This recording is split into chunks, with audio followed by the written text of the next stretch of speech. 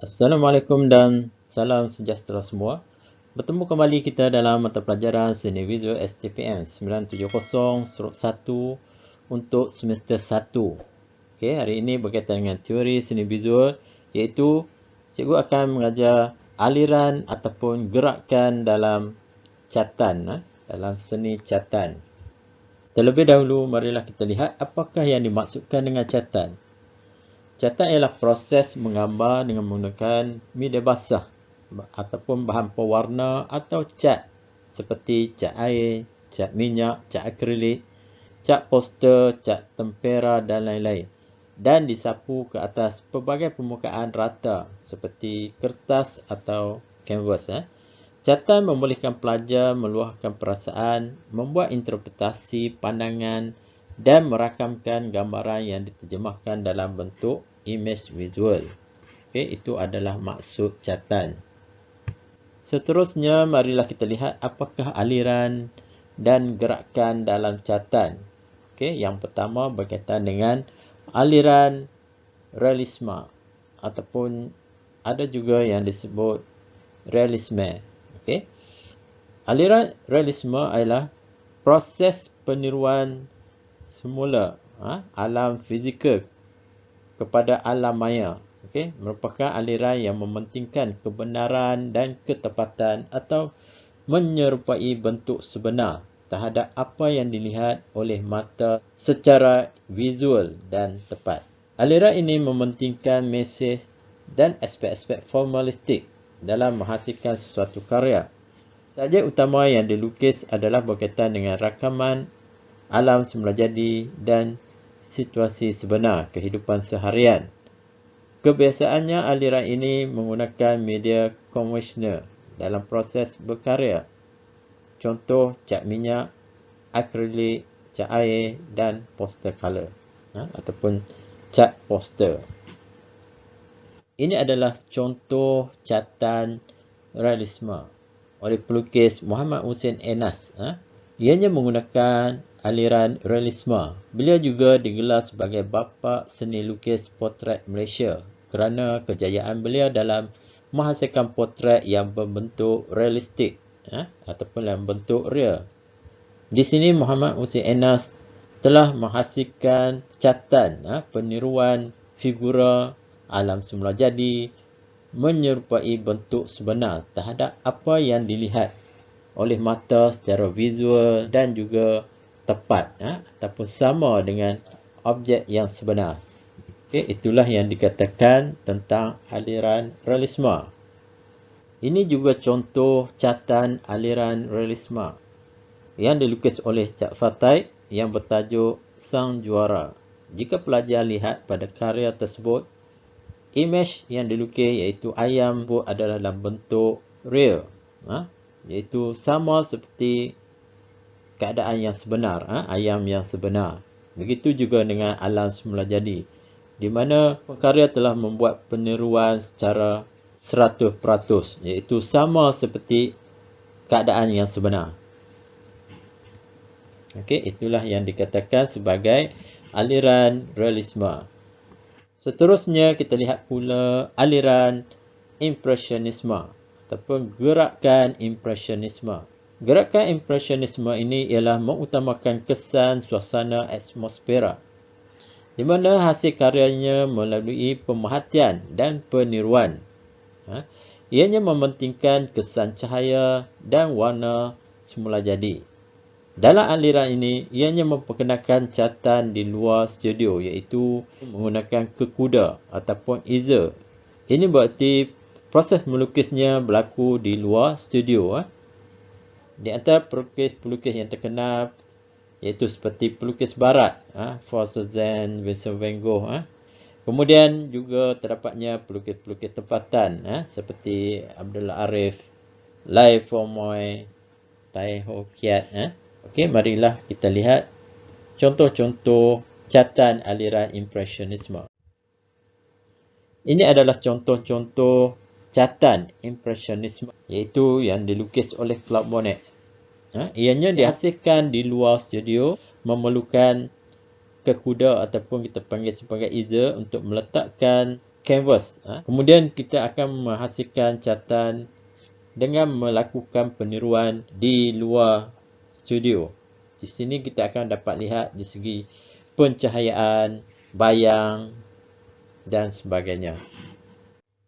Ini adalah aliran abstrak ekspresionisme, iaitu ianya meluahkan idea perasaan, falsafah, peribadi dan sejagat. Imej yang dihasilkan adalah imej abstrak, iaitu menghilangkan sifat realistik, banyak menggunakan simbol untuk menyampaikan mesej. Ianya mengutamakan warna, bentuk dan garisan. Kesan yang terhasil ialah berus kasar, bertenaga dan pelbagai.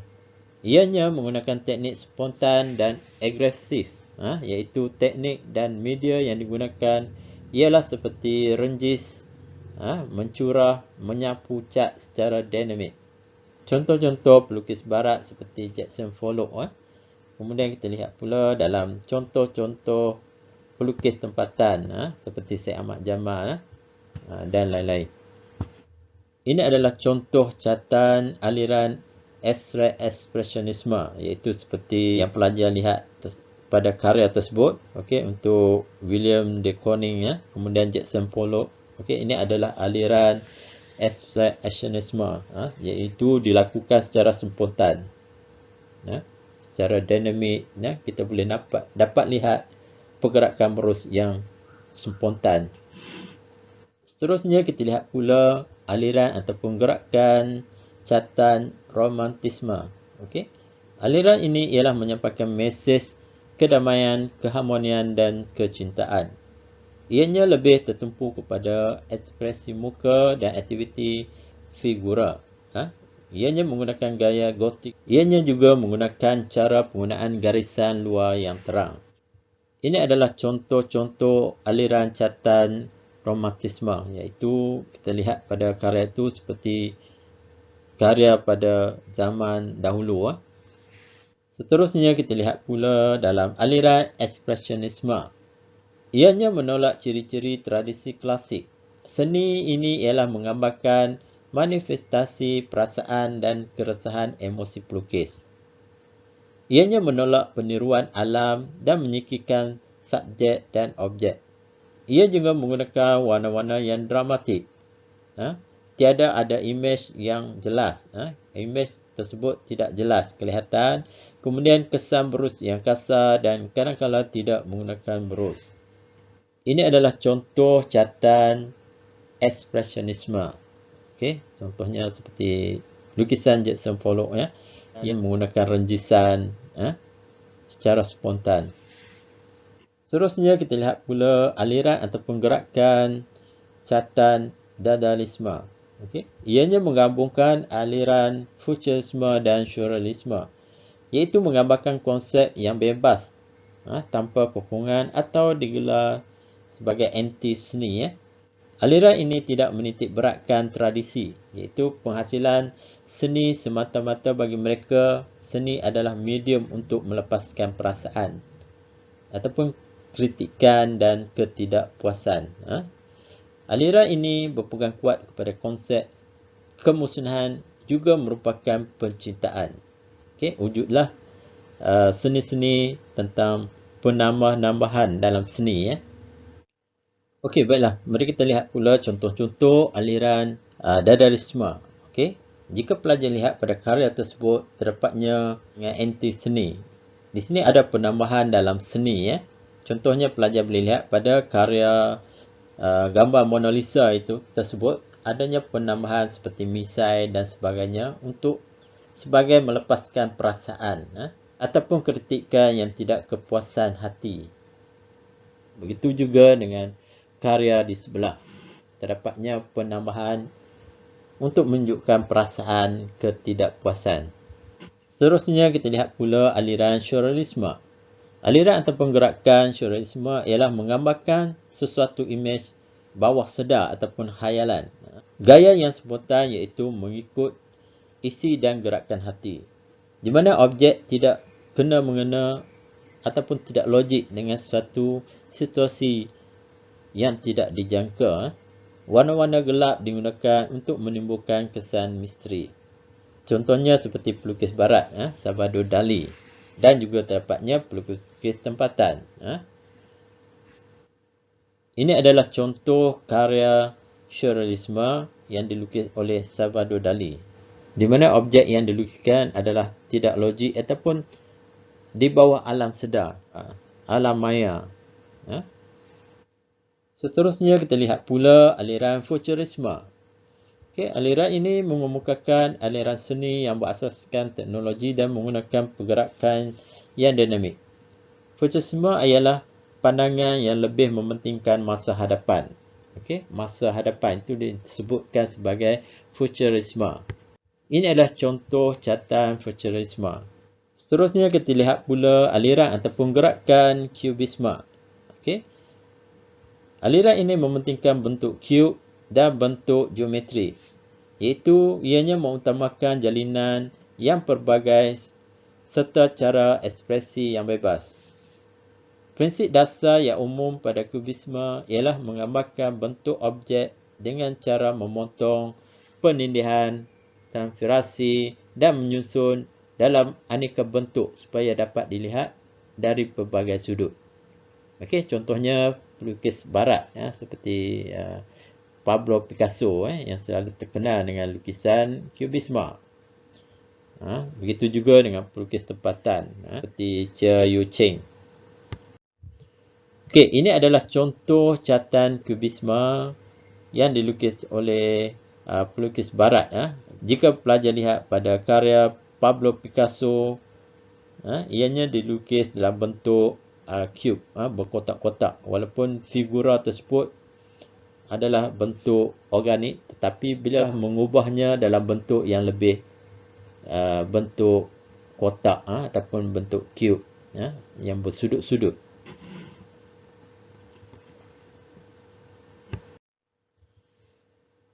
Seterusnya kita lihat pula aliran ataupun gerakan seni pop, ataupun kita panggil pop art, iaitu berkaitan dengan penghasilan imej, teknik dan tema adalah berasaskan semasa atau yang popular.